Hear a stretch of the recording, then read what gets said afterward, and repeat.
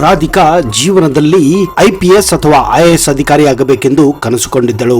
ಆದರೆ ತನಗಿಂತ 3 ಜನ ಹೆಣ್ಣು ಮಕ್ಕಳು ಮನೆಯಲ್ಲಿರುವುದರಿಂದ ಅವಳಿಗೆ ಮೊದಲು ಮದುವೆ ಆಗಬೇಕೆಂದು ತಂದೆ ತಾಯಿಗಳು ಹಠ ಹಿಡಿಯುತ್ತಾರೆ. ಧೀರೇಂದರ್ ಸರ್ಕಾರಿ ಕೆಲಸದಲ್ಲಿದ್ದ ಕಾರಣ ರಾಧಿಕಾಳ ತಂದೆ ತಾಯಿ ಹಾಗೋ ಹೀಗೋ ಮಾಡಿ 10 ಲಕ್ಷ ರೂಪಾಯಿ ವರದಕ್ಷಿಣೆ ಕೊಟ್ಟು ಧೀರೇಂದ್ರನ ಜೊತೆ ರಾಧಿಕಾಳ ಮದುವೆ ಮಾಡಿ ಮುಗಿಸಿ ಬಿಡುತ್ತಾರೆ ಹಾಗೂ ತಮ್ಮ ಜವಾಬ್ದಾರಿಯನ್ನ ತೀರಿಸಿಕೊಳ್ಳುತ್ತಾರೆ. ಆದರೆ ಧೀರೇಂದ್ರನ ತಂದೆ ತಾಯಿ ಧೀರೇಂದ್ರನಿಗೆ ಸಿಕ್ಕ ವರದಕ್ಷಿಣೆ ತುಂಬಾ ಕಡಿಮೆ ಅಂತ ಅಂದುಕೊಳ್ಳಲು ಪ್ರಾರಂಭಿಸುತ್ತಾರೆ. ಹೀಗಾಗಿ ಪದೇ ಪದೇ ರಾಧಿಕಾಳನ್ನ ವರದಕ್ಷಿಣೆಗಾಗಿ ಕಿರುಕುಳ ಕೊಡಲು ಆರಂಭಿಸುತ್ತಾರೆ. ಈ ನಡುವೆ 10 ಲಕ್ಷ ರೂಪಾಯಿ ಕೊಟ್ಟರೂ ಕೂಡ ಮಗಳ ಮೇಲೆ ನಡೆಯುತ್ತಿರೋ ಕಿರುಕುಳ ಕಂಡು ರಾಧಿಕಾಳ ತಂದೆ ಒಂದು ದಿನ ಹೃದಯಾಘಾತವಾಗಿ ಸಾವನ್ನಪ್ಪಿದ್ದಾರೆ. ಅಷ್ಟಾದರೂ ಕೂಡ ಧೀರೇಂದರ್ ಹಾಗೂ ಅವನ ತಂದೆ ತಾಯಿ ರಾಧಿಕಾಳಿಗೆ ದಿನದಿಂದ ದಿನಕ್ಕೆ ಕಿರುಕುಳ ಕೊಡಲು ಜಾಸ್ತಿನೇ ಆರಂಭಿಸಿದ್ದಾರೆ. ಧೀರೇಂದರ್ ಸರ್ಕಾರಿ ಕಚೇರಿಯಲ್ಲಿ ಮಾಮೂಲಿ ಕ್ಲರ್ಕ್ ಆಗಿದ್ದ. ಅವನ ಮೇಲೆ ಹಲವಾರು ಬಾರಿ ಲಂಚ ತೆಗೆದುಕೊಂಡಿರುವ ಆರೋಪ ಕೂಡ ಕೇಳಿ ಬಂದಿತ್ತು. ಆದರೂ ಅವನ ಮೇಲೆ ಯಾವುದೇ ಆಕ್ಷನ್ ತೆಗೆದುಕೊಳ್ಳಲು ಸಾಧ್ಯವಾಗಿರಲಿಲ್ಲ. ಕಾರಣ ಅವನ ಮೇಲೆ ಇದ್ದಂತ ಅಧಿಕಾರಿಗಳು ಮೇಲಿನ ಅಧಿಕಾರಿಗಳ ಆಶೀರ್ವಾದ ಇದ್ದ ಕಾರಣ ಆ ಕೇಸುಗಳಿಂದ ಬಚಾವಾಗಿದ್ದ. ಹೀಗಾಗಿ ಪ್ರತಿದಿನ ಕುಡಿದು ಬಂದು ಹೆಂಡತಿಯ ಮೇಲೆ ಅಂದರೆ ರಾಧಿಕಾಳ ಮೇಲೆ ದೌರ್ಜನ್ಯ ಮುಂದುವರೆಸಿದ್ದ. ಇದನ್ನು ತಾಳಲಾರದೆ ಒಂದು ದಿವಸ ರಾಧಿಕಾ ಮನೆ ಬಿಟ್ಟು ತವರು ಮನೆಗೆ ಓಡಿ ಹೋಗಿದ್ದಾಳೆ. ಹೋಗಿದ್ದೆ ಒಳ್ಳೆಯದಾಯ್ತು ಅಂತ ಧೀರೇಂದರ್ ಅವನ ತಂದೆ ತಾಯಿ ನಿನಗೊಂದು ಇನ್ನೊಂದು ಮದುವೆ ಮಾಡಿಬಿಡೋಣ, ಇನ್ನಷ್ಟು ಜಾಸ್ತಿ ವರದಕ್ಷಿಣೆ ಸಿಗಬಹುದು ಅಂತ ಪ್ಲಾನ್ ಮಾಡಿಬಿಡುತ್ತಾರೆ. ರಾಧಿಕಾ ತನ್ನ ತವರ ಮನೆಗೆ ಹೋಗಿ ಚಿಕ್ಕ ಮನೆಯಲ್ಲಿ ತನ್ನ ತಾಯಿ ಹಾಗೂ ಇಬ್ಬರು ಸಹೋದರಿಯರೊಂದಿಗೆ ಜೀವನವನ್ನ ಮುಂದುವರೆಸಿದ್ದಾಳೆ. ತನ್ನ ಗಂಡನಿಗೆ ತಕ್ಕ ಪಾಠ ಕಲಿಸಬೇಕೆಂದು ತನ್ನ ಆಸೆಯಂತೆ ತನ್ನ ಕನಸಿನಂತೆ IPS ಓದಲು ಮುಂದಾಗುತ್ತಾಳೆ. ಅವಳ ಧೈರ್ಯ, ಅವಳ ಕಮಿಟ್ಮೆಂಟ್, ಅವಳ ಶ್ರದ್ಧೆಯಿಂದ ಮೊದಲ ಪರೀಕ್ಷೆಯಲ್ಲಿ ಅವಳು UPSC ಎಕ್ಸಾಮ್ ಅನ್ನ ಕ್ಲಿಯರ್ ಮಾಡಿ ಅಸಿಸ್ಟೆಂಟ್ IPS ಅಧಿಕಾರಿಯಾಗಿ ಉಜ್ಜಯಿನಿಗೆ ಟ್ರಾನ್ಸ್ಫರ್ ಆಗುತ್ತಾಳೆ. ಈ ನಡುವೆ ಅವಳಿಗೆ ತನ್ನ ಗಂಡ ಏನು ಮಾಡುತ್ತಿದ್ದಾನೆ ಏನು ಅಂತ ಸ್ವಲ್ಪ ಗೊತ್ತಿರಲಿಲ್ಲ. ಉಜ್ಜಯಿನಿ ಎಂದ ತಕ್ಷಣ ನಮಗೆ ನೆನಪಿಗೆ ಬರೋದೇ ಮಹಾಕಾಲ, ಇಲ್ಲಿ ನಡೆಯುವ ಭಸ್ಮಾರತಿ. ಇಲ್ಲಿ ಶತಮಾನಗಳಿಂದಲೂ ಹಲವು ಪವಾಡಗಳನ್ನು ನಡೆಸುತ್ತಾ ಬಂದಿರೋ ಈ ಮಹಾಕಾಳೇಶ್ವರ ಹಲವು ವಿಸ್ಮಯಗಳನ್ನ ತನ್ನ ಕ್ಷೇತ್ರದಲ್ಲಿಯೂ ಇಂದಿಗೂ ತೋರಿಸುತ್ತಾನೆ ಇದ್ದಾನೆ. ಉಜ್ಜಯಿನಿಯ ಈ ಮಹಾಕಾಲ ಸನ್ನಿಧಿಯಲ್ಲಿ ನಡೆಯುವ ಈ ಜಾಗರಣೆ ನೋಡಲು ಜಗತ್ತೇ ಕಾದಿರುತ್ತದೆ ಅನ್ನೋ ಮಟ್ಟಿಗೆ ಇಲ್ಲಿ ಪೂಜೆಗಳು ನಡೆಯುತ್ತವೆ.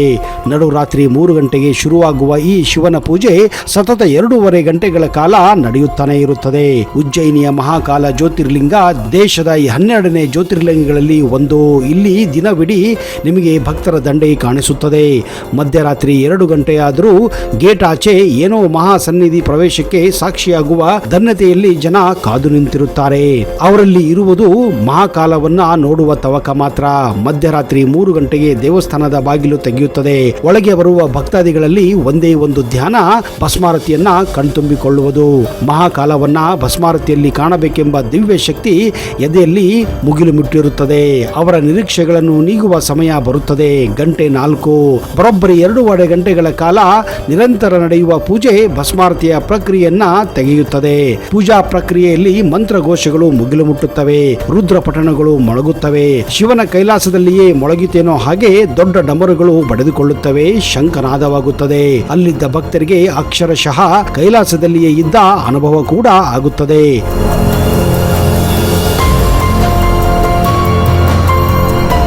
ಕಣ್ಮುಚ್ಚಿ ಶಿವ ಶಿವ ಎಂದು ಭಜಿಸುವರ ಮಧ್ಯೆ ಅರ್ಚಕರೊಬ್ಬರು ಕೈಯಲ್ಲಿ ಬಟ್ಟೆಯ ಗಂಟೊಂದು ಹಿಡಿದುಕೊಂಡು ಬರುತ್ತಾರೆ. ಮಂತ್ರಗಳ ಉದ್ಗಾರ ತಾರಕಕ್ಕೆ ಇರುತ್ತದೆ. ಮಂತ್ರಗಳ ತಾಳಕ್ಕೆ ತಕ್ಕಂತೆ ಭಸ್ಮ ಗಂಟೆಯನ್ನ ಲಿಂಗದ ಮೇಲೆ ಅಲಗಾಡಿಸುತ್ತಾರೆ. ಇಡೀ ಗರ್ಭಗುಡಿಯೇ ಭಸ್ಮಯವಾಗಿರುತ್ತದೆ. ಮಹಾಕಾಲನ ಸ್ತುತಿ ಮುಗಿಲು ಮುಟ್ಟುತ್ತದೆ. ದೇಶದ ಪ್ರತಿ ಜ್ಯೋತಿರ್ಲಿಂಗ ಇರುವ ಕ್ಷೇತ್ರಗಳು ಸದಾ ನಿಗೂಢ ಶಕ್ತಿಯನ್ನೇ ಹೊಂದಿವೆ. ಅದರಲ್ಲೂ ಕೂಡ ಉಜ್ಜಯಿನಿಯ ಮಹಾಕಾಲ ಸನ್ನಿಧಿ ಅಂದ್ರೆ ಮಹಾಶಕ್ತಿಶಾಲಿ ದೇವರು. ಇಲ್ಲಿ ಬಂದು ಮನಸ್ಸಿಟ್ಟು ಪೂಜಿಸಿದವರಿಗೆ ಎಂದಿಗೂ ಮಹಾಕಾಲ ಕೈಬಿಟ್ಟಿಲ್ಲ. ಅದು ವಿರಾಟ್ ಕೊಹ್ಲಿನೇ ಆಗಿರಬಹುದು, ರಣಬೀರ್ ಕಪೂರಿನೇ ಆಗಿರಬಹುದು, ಪ್ರಧಾನಮಂತ್ರಿ ನರೇಂದ್ರ ಮೋದಿ ಆಗಿರಬಹುದು. ಸಂಕಷ್ಟದ ಸಮಯದಲ್ಲಿ ಮಹಾಕಾಲ ಮೊರೆ ಹೋಗಿಯೇ ಹೋಗುತ್ತಾರೆ. ಅಂದ್ರೆ ಈ ಶಂಕರನ ಮಹಿಮೆ ಎಂತದ್ದು ಅನ್ನೋದು ಅಂದಾಜು ಸಿಗುತ್ತದೆ. ಆದರೆ ರಾತ್ರಿಯ ಸಮಯದಲ್ಲಿ ಈ ದೇವಸ್ಥಾನದಲ್ಲಿ ಯಾರೂ ಕೂಡ ಉಳಿಯುವ ಹಾಗಿಲ್ಲ. ಇದೇ ಕಾರಣಕ್ಕಾಗಿ ಉಜ್ಜಯಿನಿಯಲ್ಲಿ ಯಾವುದೇ ರಾಜಕೀಯ ವ್ಯಕ್ತಿಗಳಾಗಲಿ, ಸೆಲೆಬ್ರಿಟಿಗಳಾಗಲಿ, ಸಿನಿಮಾ ನಟರೇ ಆಗಲಿ ರಾತ್ರಿಯ ಸಮಯದಲ್ಲಿ ಉಳಿದುಕೊಳ್ಳುವುದಿಲ್ಲ. ನಂಬಲು ಅಸಾಧ್ಯವಾದರೂ ಕೂಡ ಇದು ನಿಜ. ಮಹಾಕಾಲ ಸನ್ನಿಧಿಯಲ್ಲಿ ಇಂದಿಗೂ ಕೂಡ ಯಾವ ಸಿಎಂಎ ಆಗಲಿ, ಯಾವ PMA ಆಗಲಿ, ಸಚಿವರೇ ಆಗಲಿ ರಾತ್ರಿ ವಸತಿ ಉಳಿದುಕೊಳ್ಳುವುದಿಲ್ಲ. ಇದು ರಾಜಕಾಲದಿಂದಲೂ ನಡೆದುಕೊಂಡ ಬಂದಿರುವ ಪರಂಪರೆ ಆಗಿದೆ. ಹಾಗೊಂದು ಬಾರಿ ಉಳಿದುಕೊಂಡಿದ್ದೇ ಆದರೆ ಅವರಿಗೆ ಅಪಾಯ ಕಟ್ಟಿಟ್ಟ ಬುತ್ತಿ. ಅದಕ್ಕೆ ದೊಡ್ಡ ನಿದರ್ಶನಗಳೇ ಇವೆ.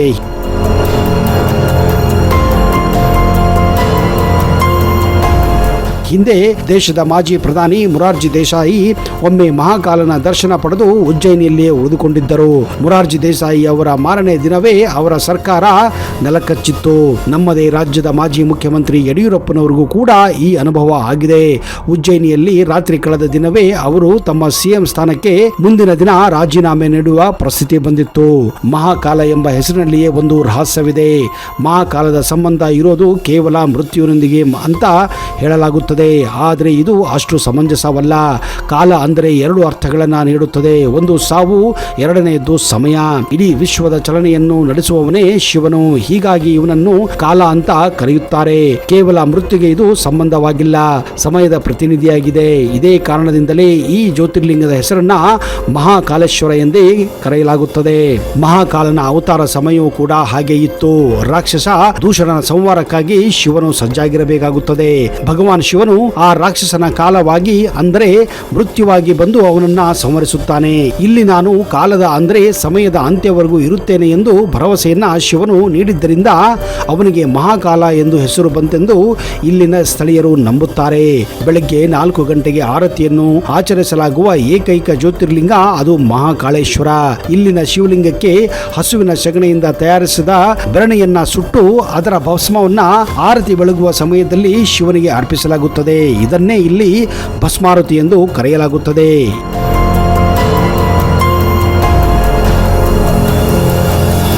ಉಜ್ಜಯಿನಿಯಲ್ಲಿ ಇತ್ತೀಚೆಗೆ ಭಿಕ್ಷುಕರ ಹಾಗೂ ಕೆಲವು ಭಿಕ್ಷುಕರ ವೇಷದಲ್ಲಿ ಕಳ್ಳತನ ನಡೆಯುತ್ತಿರುವ ಬಗ್ಗೆ ಭಕ್ತಾದಿಗಳಲ್ಲಿ ಹಲವಾರು ಕಂಪ್ಲೇಂಟ್ಗಳು ಕೇಳಿ ಬಂದಿದ್ದವು. ಆದರೆ ಪೊಲೀಸರು ಕೂಡ ಇದರಲ್ಲಿ ಇನ್ವಾಲ್ವ್ ಆಗಿದ್ದ ಕಾರಣ ಈ ಕೇಸುಗಳು ಸಾಲ್ವ್ ಆಗದೆ ತಿಂಗಳ ಗಂಟಲೆ ಈ ಕಂಪ್ಲೇಂಟ್ಗಳು ಮುಂದುವರೆದಿದ್ದವು. ಹೀಗಾಗಿ ಖುದ್ದಾಗಿ ರಾಧಿಕಾ ಈ ಕೇಸುಗಳನ್ನ ಹ್ಯಾಂಡಲ್ ಮಾಡಲು ಮುಂದಾಗಿದ್ದಾಳೆ. ಹೀಗೆ ಭಿಕ್ಷೆ ಬೇಡುವವರನ್ನ ಒಬ್ಬೊಬ್ಬರನ್ನಾಗಿ ದೇವಸ್ಥಾನದ ಹತ್ತಿರ ಪರೀಕ್ಷೆ ಮಾಡಲು ಮುಂದಾಗಿದ್ದಾಳೆ. ಒಂದು ದಿನ ಈ ತರ ಭಿಕ್ಷುಕರನ್ನ ವಿಚಾರಣೆ ಮಾಡುತ್ತಿರುವಾಗ ರಾಧಿಕಾ ಒಬ್ಬ ಭಿಕ್ಷುಕನನ್ನ ನೋಡಿ ಬೆಚ್ಚಿ ಬಿದ್ದಿದ್ದಾಳೆ. ಆ ವ್ಯಕ್ತಿಯು ಕೂಡ ರಾಧಿಕಾಳನ್ನ ನೋಡಿ ಅಲ್ಲಿಂದ ಓಡಿ ಹೋಗಲು ಪ್ರಯತ್ನಿಸಿದ್ದಾನೆ. ತಕ್ಷಣವೇ ಕೆಲವು ಪೊಲೀಸ್ ಅಧಿಕಾರಿಗಳು ಅವನನ್ನ ಹಿಡಿದು ರಾಧಿಕಾಳ ಬಳಿ ತಂದಿಟ್ಟಿದ್ದಾರೆ. ಆ ವ್ಯಕ್ತಿ ಬಂದ ತಕ್ಷಣ ರಾಧಿಕಾಳ ಕಾಲು ಬಿದ್ದು ತನ್ನಿಂದ ದೊಡ್ಡ ತಪ್ಪಾಗಿದೆ ಅಂತ ಬೇಡಿಕೊಂಡಿದ್ದಾನೆ. ಹೌದು, ಅವನು ಬೇರೆ ಯಾರು ಅಲ್ಲ, ರಾಧಿಕಾಳ ಗಂಡ ಧೀರೇಂದ್ರನಾಗಿದ್ದ. ರಾಧಿಕಾ ಬಿಟ್ಟು ಹೋದ ಮೇಲೆ ಒಂದು ದಿನ ಕಚೇರಿಯಲ್ಲಿ ಲಂಚ ತೆಗೆದುಕೊಳ್ಳುತ್ತಿರುವಾಗ ಸಿಕ್ಕಿ ಬಿದ್ದಿದ್ದ. ಅಷ್ಟೇ ಅಲ್ಲದೆ ಅವನ ಮೇಲೆ ಹಲವಾರು ಕೇಸುಗಳು ಇದ್ದ ಕಾರಣ ಅವನನ್ನ ಕೆಲಸದಿಂದ ಸಸ್ಪೆಂಡ್ ಮಾಡಲಾಗಿತ್ತು. ಇನ್ನೇನು ಅವನನ್ನ ಕೆಲಸದಿಂದ ಕಿತ್ತು ಹಾಕಬೇಕೆಂದು ಕೋರ್ಟ್ ಕೂಡ ಆದೇಶ ಮಾಡುವುದರಲ್ಲಿತ್ತು. ಅವನ ಪರಿಸ್ಥಿತಿ ದಿನದಿಂದ ದಿನಕ್ಕೆ ಕೆಟ್ಟು ಹೋಗಿತ್ತು. ಹೀಗಾಗಿ ದೇವಸ್ಥಾನ ಬಳಿ ಭಿಕ್ಷೆ ಬೇಡುತ್ತಿರುವುದಾಗಿ ರಾಧಿಕಾಳ ಬಳಿ ಹೇಳಿಕೊಳ್ಳುತ್ತಾನೆ. ತನ್ನನ್ನು ಕ್ಷಮಿಸುವಂತ ಅಂಗಲಾಚಿಸುತ್ತಾನೆ. ರಾಧಿಕಾ ಅವನನ್ನ ತನ್ನ ಬಂಗಲೆಗೆ ಕರೆದುಕೊಂಡು ಹೋಗಿ ಅವನಿಗೆ ಧನ್ಯವಾದವನ್ನ ಹೇಳುತ್ತಾಳೆ. ಒಂದು ವೇಳೆ ನೀನು ನನಗೆ ಕಿರುಕುಳ ಕೊಡದಿದ್ದರೆ ನಾನು ನಿನ್ನ ಹೆಂಡತಿಯಾಗಿ ಉಳಿಯುತ್ತಿದ್ದೆ. ನೀನು ಕಿರುಕುಳ ಕೊಟ್ಟಿದ್ದಕ್ಕೆ ನಾನು ಇವತ್ತು IPS ಆಫೀಸರ್ ಆಗಿ ಸೇವೆಯನ್ನ ಸಲ್ಲಿಸುತ್ತಿದ್ದೇನೆ ಹಾಗೂ ನನ್ನ ಕನಸನ್ನ ನನಸಾಗಿದ್ದೇನೆ. ನಿನ್ನನ್ನು ನಾನು ಕ್ಷಮಿಸಿದ್ದೇನೆ. ಇನ್ನಾದರೂ ನಿಯತ್ತಿನಿಂದ ಜೀವನದಲ್ಲಿ ಬದುಕುವಂತ ಪಾಠ ಹೇಳಿ ಅವನನ್ನ ಕಳಿಸಿಕೊಡುತ್ತಾಳೆ. ಮುಂದೆ ಧೀರೇಂದರ್ ಯಾವತ್ತಿಗೂ ರಾಧಿಕಾಳನ್ನ ಭೇಟಿಯಾಗುವುದಿಲ್ಲ. ಅವಳು ಕೂಡ ಅವನನ್ನು ಭೇಟಿಯಾಗಲು ಇಷ್ಟಪಡುವುದಿಲ್ಲ. ರಾಧಿಕಾ ಜೀವನ ಪರ್ಯಂತ ಈಗಲೂ ಕೂಡ ಒಬ್ಬ ದಕ್ಷ ಅಧಿಕಾರಿಯಾಗಿ ಮಧ್ಯಪ್ರದೇಶದ ಉಜ್ಜಯಿನಲ್ಲಿ ಕೆಲಸವನ್ನ ಮುಂದುವರಿಸಿದ್ದಾಳೆ ಅನ್ನೋದು ಇದು ನಿಜ ಸಂಗತಿಯಾಗಿದೆ. ಸ್ನೇಹಿತರೆ, ನಿಜಕ್ಕೂ ರಾಧಿಕಾ ಮಾಡಿದ್ದು ಸರಿಯೋ ತಪ್ಪು ಅಂತನ್ನ ದಯವಿಟ್ಟು ಕಮೆಂಟ್ ಬಾಕ್ಸ್ ಅಲ್ಲಿ ಹಾಕಿ ಹಾಗೂ ಈ ವಿಡಿಯೋನ ಮೆಚ್ಚಿ ನಿಮ್ಮೆಲ್ಲ ಸ್ನೇಹಿತರ ಜೊತೆ ಶೇರ್ ಮಾಡಿ.